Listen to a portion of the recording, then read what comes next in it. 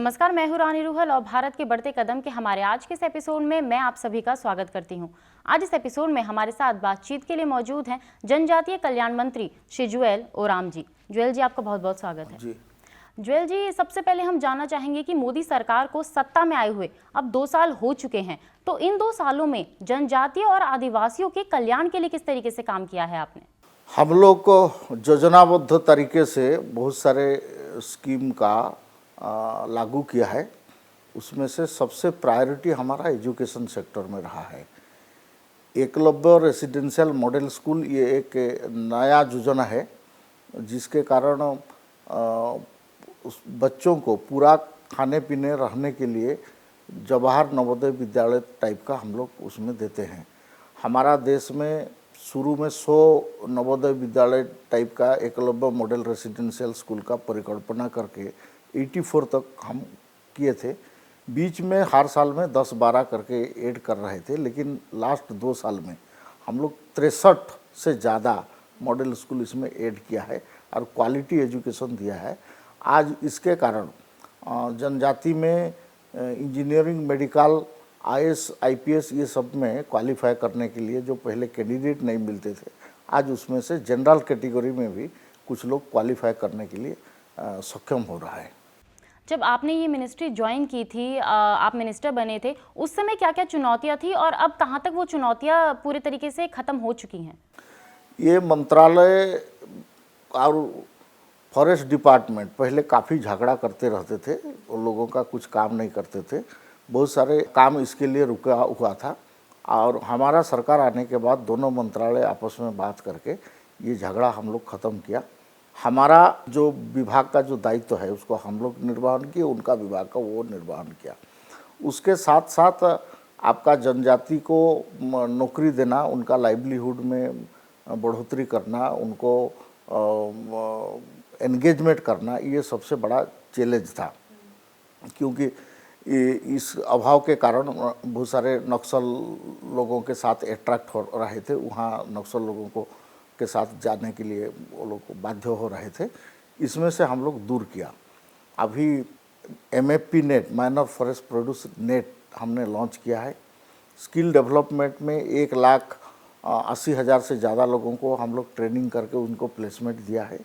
इसके साथ साथ बहुत सारे माइनर फॉरेस्ट प्रोड्यूस है, साल सीड है, महुआ है, तेंदू है, ये सब के लिए हम मिनिमम सपोर्ट प्राइस भी घोषणा किया है। इसके कारण डायरी डेवलपमेंट भी करवाया है, तो लाइवलीहुड में भी काफ़ी बढ़ोतरी हुआ है। इसके कारण नक्सल छोड़ के मुख्य स्रोतों में वो लोग शामिल होने के लिए आ रहा है। अगर हम स्पेशली बात करें ट्राइबल क्षेत्र की, तो उनका सामाजिक और आर्थिक सशक्तिकरण वो एक बहुत बड़ी चुनौती है, तो उस चुनौती को आप किस तरीके से अभी निपटारा कर रहे हैं? अभी कुछ ही देर पहले मैंने बताया कि हम एकलव्य मॉडल रेसिडेंशियल स्कूल चलाते हैं। इसके साथ आश्रम स्कूल है, बॉयज़ हॉस्टल्स है, गर्ल्स हॉस्टल्स है। इसमें उनको एजुकेशन, क्वालिटी एजुकेशन मिले, कंप्यूटर शिक्षा मिले, आधुनिक ज्ञान में उन लोग पारंगम हो, इसके लिए हम लोग कोशिश कर रहे हैं। और इसमें भी बहुत सारे धन का आवंटन हमने किया है, ग्रांट दिया है राज्य सरकार को, और राज्य सरकार भी इसमें कोशिश कर रहे हैं कि सोशियो इकोनॉमिक डेवलपमेंट उनका हो, सामाजिक आर्थिक विकास हो, और इसके लिए हम लोग कोशिश कर रहे हैं। स्टूडेंट का स्टाइपेंड हमने रिवाइज करके बढ़ाया है। पोस्ट मैट्रिक स्कॉलरशिप हो, प्री मैट्रिक स्कॉलरशिप हो, और उसको पहले बहुत सारे लीकेज हो जाता था। आजकल डायरेक्ट ट्रांसफ़र बेनिफिट के कारण स्टूडेंट को का अकाउंट में सीधे सीधे पैसा जा रहा है। इसके कारण टाइमली उनको पैसा मिल रहा है और सही अमाउंट मिल रहा है, कोई लीकेज नहीं है। इसमें भी स्टूडेंट्स बहुत खुश हैं। हम लोग का महिला सशक्तिकरण एक स्पेशल है, उसमें हम लोग इंटरेस्ट फ्री लोन उनको देते हैं। सेल्फ हेल्प ग्रुप महिलाओं का हम लोग बनवाते हैं और उनका लाइवलीहुड प्रोग्राम हो, वो मार्केटिंग में आए और उनका नेटवर्क बढ़े, इसके लिए भी हम लोग काम करते हैं। कृषि के उत्थान के लिए पहला तो उनका इरिगेशन पोटेंशियल बढ़े, इसके लिए हम लोग को रिमोट सेंसिंग एजेंसी के साथ सैटेलाइट मैपिंग करके कहाँ कहाँ पानी है, वाटर बॉडी है जाए, इसको हमने सर्वे करवाया है और उसको डेवलप करके उनका सिंचाई में काम में आए, इसके लिए हम लोग ध्यान देते हैं।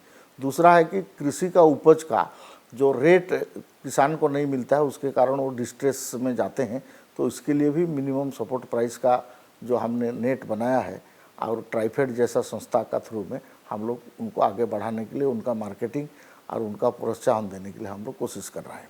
अभी जैसे कि आपने धन की बात की, तो बजट में जो इस बार है ट्राइबल क्षेत्र का वो भी बढ़ा दिया गया है, तो वो कितना ज़्यादा हेल्पफुल रहेगा विकास के लिए? ये बहुत ही बढ़िया हेल्पफुल रहेगा।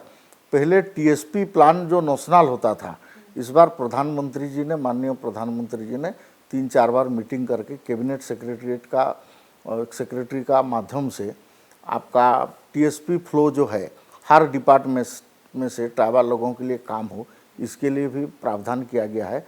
तो 1,20,000 करोड़ से ज़्यादा पैसा ट्रैवल के लिए इस साल का ये बजट में खर्च होने वाला है। जनजातीय और आदिवासियों की अगर डेवलपमेंट की हम बात करें तो उनकी जो संस्कृति है वो भी उसका एक बहुत बड़ा पार्ट है, वो भी बहुत लोग जानते हैं, बहुत फेमस भी है, लेकिन उसको और ज़्यादा प्रमोट करने के लिए आप क्या कर रहे हैं ताकि लोगों तक ये उनकी जो संस्कृति है वो पहुँचे? हम लोग एक बनज करके 3 दिन का प्रोग्राम हमने यहाँ किया था। इसमें करीब 9,000 आर्टिस्ट यहाँ पार्टिसिपेट किए थे। इसमें कलाकृति, नाच डेग, उसके साथ फूड हैबिट्स और बहुत सारे चीज़ का यहाँ हम प्रदर्शन किया और इसको हम 3 स्थान में, सेंट्रल पार्क, इसमें कनॉट प्लेस में, बाबा खड़क सिंह मार्ग का डीसी हैंडीक्राफ्ट का उसमें, और यहाँ Indira Gandhi centre for arts and craft, इसमें हम लोग लगाए थे। और इसमें आर्टिस्ट बहुत सारे स्टेट का, बहुत सारे कम्युनिटी का इसमें आके पार्टिसिपेशन किया और वो परफॉर्म भी किया। तो इसके कारण भी संस्कृति और कला को बचाने के लिए ये हम लोग का एक प्रयास है। सर, अगर हम वन अधिकार कानून के बारे में जानना चाहें तो ये एग्जैक्टली पूरा कानून है क्या और ये किस तरीके से काम करता है? जो जंगल जमीन में बहुत दिन हुआ जनजाति काबिज में थे, उनको रेगुलराइज नहीं होता था, पट्टा नहीं मिलता था। ये इसके कारण FRA एक्ट आपका माने लॉन्चिंग हुआ और ये 2006 से ये एक्ट आपका एनफोर्स्ड है। इसके कारण आपका 1,80,000 से ज़्यादा लोगों को इंडिविजुअल पट्टा मिल चुका है और आपका इसमें से 33,000 लोगों को कम्युनिटी पट्टा मिल चुका है और इसमें से बहुत सारे लोगों का पट्टा और मिलना बाकी है। इसके कारण भी जनजाति में एक सेफ्टी, सिक्योरिटी और उनका जो विकास में एक बहुत लाभदायक हो रहा है। अभी जैसे कि आपने बताया कि 2 साल में क्या क्या काम हुए हैं, लेकिन आगे 3 साल और भी हैं, तो 3 सालों के लिए आपकी क्या और प्लानिंग है कि किस तरीके से काम करना है? इसको हम ये जो मैंने स्कीम बताया, इस स्कीम को तो हम आगे बढ़ाएंगे। उसके साथ साथ हम लोगों का इन्वॉल्वमेंट ज़्यादा, पब्लिक पार्टिसिपेशन हर स्कीम में कैसा हो, पब्लिक हमारे साथ ज़्यादा आए, इसके लिए हम लोग कर रहे हैं। इसलिए हम लोग बहुत सारे रीजनल सेमिनार्स, मिनिस्टर्स लोगों को बुलाना, सेक्रेटरीज लोगों को बुलाना, इसमें से जो काम करने वाले NGO हैं, स्टेक होल्डर हैं, इनको भी बुला के उनको शामिल करके उनसे फीडबैक लेके उसको आगे हम काम करके इसमें से और प्रगति हो और अच्छा जो योजना का लाभ लोगों तक पहुंचे, इसके लिए हम लोग काम करेंगे। जुएल जी, सोशल मीडिया से जुड़े हुए लोगों के लिए कोई संदेश? हाँ, नहीं, सोशल मीडिया में जो लोग एक्टिव हैं वो सीधे सीधे ट्विटर में, मेरा ट्विटर हैंडल @JuelOram है, उसमें वो लोग ट्वीट कर सकते हैं। फेसबुक में भी मेरा जो एड्रेस है उसमें भी डायरेक्ट वो लोग को भेज सकते हैं।